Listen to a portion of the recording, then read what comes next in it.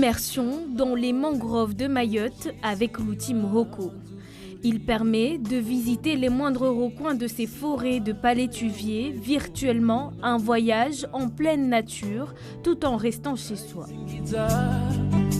On est tous proches d'une mangrove, mais par exemple pour le public scolaire ou même pour les personnes qui ont du mal à se déplacer, c'est un outil qui permet de visiter ces mangroves, mais ça va au-delà en fait.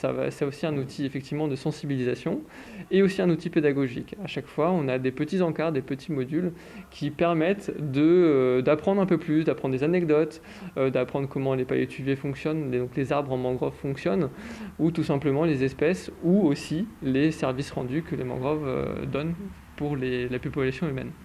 Au-delà de la beauté de la mangrove et de tous ses aspects, on y découvre aussi des dégradations commises par l'homme, une découverte possible devant l'écran mais également sur un smartphone.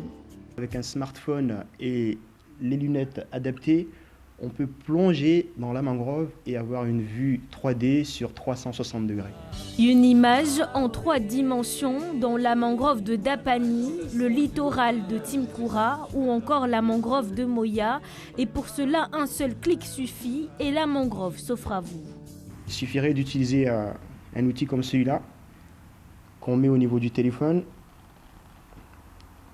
Et tout de suite après, en fait, il suffit de mettre ça devant les yeux et on se balade dans la mangrove comme si on y était.